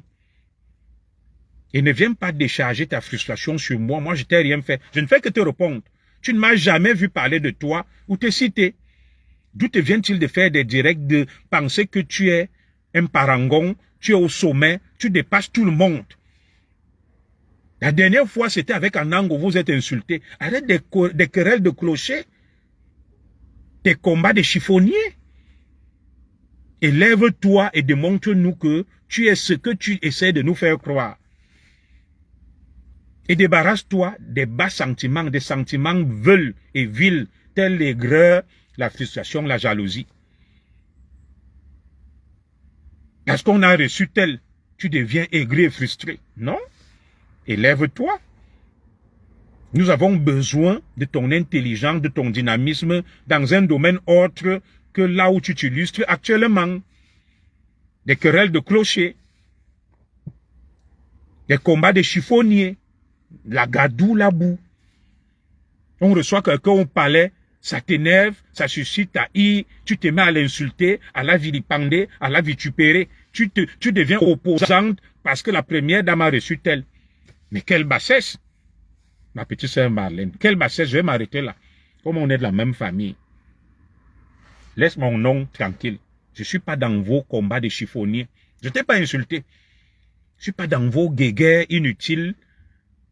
Et voilà Jalil, la Camerounaise qui a reçu un prix Jalil, voilà une intellectuelle. Voilà. Va chercher ta petite vie pour t'occuper de ta famille comme tu le fais. Soit tu es consultante en quoi, tu as les baccalauréats licences, vas-y, c'est pour toi et ta famille. Personne ne mange chez toi. Tu ne nourris personne. Tu as de la reconnaissance et tout. Je ne mange pas chez toi. Personne ne s'intéresse à moi. Ce n'est pas grave. Je ne mange pas chez toi. Je ne vis pas chez toi. C'est pas toi qui nourris ma famille. Attends quand je viendrai déposer ma demande d'emploi chez toi ou solliciter le monde chez toi. Là, tu vas me recadrer. Occupe-toi déjà de ta propre vie, de ta petite vie. Moi, je m'occupe de la mienne. Et je m'intéresse aux problématiques d'intérêt. Je ne rentre pas dans des querelles de clochers, des combats de chiffonniers. C'est des conseils que je te donne en tant que diplômé. Moi, je ne suis pas une intellectuelle. Je t'ai donné la critérologie, des critérologie de l'intellectualisme. À partir de quels critères on peut dire sans embâche et affirmer que tel est un intellectuel. Quel est ton problème? Tu souffres de quoi, ma sœur? Il y a l'autre. Il y a l'autre où tu as mis. Amoudjou nena, ou tu connais tout. Tu te l'aurais ou à Marlène. Le banglais mingono. Jom. Il y a. On t'a gâté au village. Mais en valeur, ta beauté et tes atouts. Tu as fait des études. En France, tu peux t'en sortir. Ta beauté même là, je ne sais pas. Mais va chercher même alors des grands hommes. Si tu estimes que tu mérites mieux. Qu'est-ce qui t'arrive? Tu es très agité. Tu es très agité. Tu es sur tous les fronts, tu attaques tout le monde. Tu revendiques une grandeur chimérique et onirique qui ne s'appuie sur rien de factuel. Démontre-nous ta grandeur par les faits. On juge le maçon au pied du mur. Sors des clashs, sors des combats de chiffonniers, sors de l'aigreur, de la frustration, de la jalousie. Élève-toi et mets-toi sous une autre dimension, ma sœur. Sur ce que nos ancêtres t'aident à t'apaiser, à te calmer. Comme tu es de ma famille, je vais m'arrêter là. Aucune attaque en dessous de la ceinture. C'est un avertissement que je te donne, pas une menace. Je ne suis pas dans ta gadoue. Je ne suis pas dans ton monde.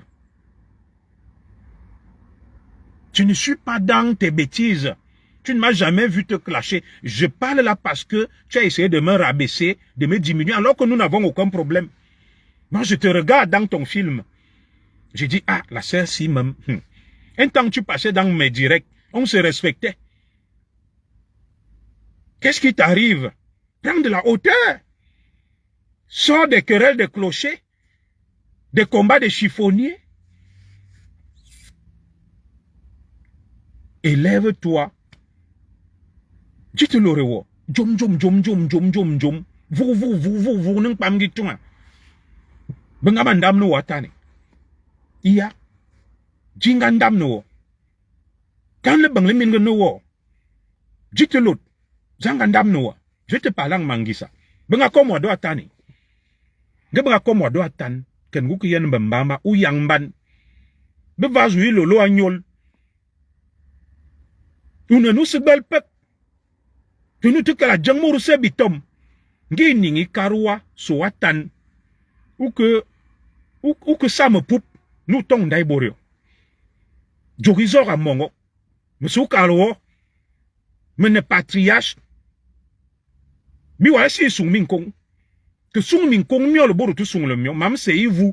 Mais c'est ouvez ne baba bongo. Ouvez nous te vez nu nyule. Mais c'est ite. Te mam manganyol. Marlène Mvutu. Te mam manganyol. Bi wale si sung min kong. Bi wale si sung anya bore. Que sung anya bore on pa ou te sung. Ehe. Mo se wal ne le wa. Mene momengiza. Uno bulu. Te mam manganyol. Bi wale si sung dam. Mon ambemi asi kunkat. Me djegle wa me termine val. Arrête ton petit cinéma. Je suis pas avec toi dans tes bêtises. Oh, je suis la fille de Mendoza. Les enfants de Mendoza sont calmes. Mais si tu es la fille de Mendoza, Mendoza était un génie, un savant.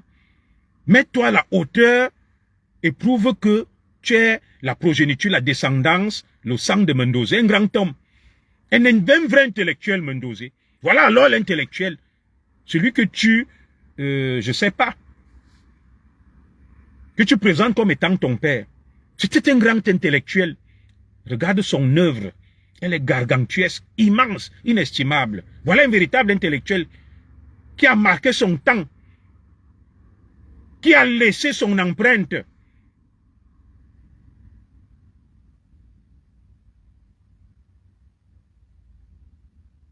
Va faire tes conférences dans le monde, ma soeur. Tu draines donc l'intelligentsia et tu démontres donc à Madame Chapuis qu'elle n'est rien et à notre première dame qu'elle n'est rien. Et là, on va te voir, on va observer, on va applaudir. Arrête de vouloir toujours t'affirmer dans la bêtise, dans la gadoue, dans la boue. Tu en veux à tout le monde. Personne n'est responsable de ton mal-être, de ta descente aux enfers. Tu ne dois t'en prendre qu'à toi-même. Tel on fait son lit, on s'y couche. Megbalouadje, je t'ai demandé quoi? Tu m'as déjà vu venir te demander quelque chose. Je suis même jamais passé dans ton direct. C'est toi qui passais dans mes directs. Je t'ai dit que je veux intéresser les gens. Je veux qu'on s'intéresse à moi. Moi, je m'impose. Je ne veux pas qu'on s'intéresse à moi. Je ne suis pas un larbin courtisan. Je ne veux pas que quelqu'un me fabrique. Je me fabrique. Je m'impose sur la scène. De par mon parcours, mes idées, ma pugnacité, ma ténacité, mon éthique. Et c'est ce que j'attends de toi. Et on est en bain. Moi, je me bats. Hein. Je suis prêt à tout pour nourrir ma famille et à ne pas vaciller dans ce qu'on appelle la mendicité. Pour vivre d'expédients, la fausse grandeur. Arrête ça vite, vite, vite, vite et laisse mon nom. Je ne suis pas dans tes choses-là. Arrête. Va chercher ta vie. Va mener tes combats de chiffonnier. Laisse mon nom tranquille. Je t'ai rien demandé. Je suis focus sur les problèmes du peuple camerounais. J'ai déjà mes problèmes à moi. J'en ai assez. Moi, je n'ai pas de problème avec toi. Va te mesurer aux gens avec qui tu te mesures. Laisse-moi tranquille. Ne prononce plus mon nom dans tes directs. Nous ne sommes pas des amis. Nous ne sommes pas non plus des ennemis. Ne prononce plus mon nom dans tes directs. Marlène Mvutu. Moi, je ne parle pas de toi. Je te respecte. Je te respecte. On a des rapports cordiaux jusqu'à ce jour. Je vais suivre comment tu tentes de me vitupérer et de me rabaisser. Ne prononce mon nom dans tes directs. Nous ne sommes pas de la même dimension. Moi, je ne suis pas intellectuel comme toi. Je ne suis pas l'enfant de Mendozé. Je ne suis pas né avec une cuillère en or dans la bouche. Je ne sors pas avec les lions indomptables. Je ne suis pas milliardaire. Je suis un débrouillard. Pardon. Va dans ton monde de milliardaires, d'intellectuels, de grandeur. Moi, je suis un petit zézéimote avec les zézéimotes. J'essaie de me forger un destin. Je ne t'ai pas dit que j'étais quelque chose. Va te disputer la grandeur là-bas avec les autres. Laisse mon nom tranquille, ma soeur. Donc, je vais m'arrêter là. Pardon. Laisse mon nom tranquille.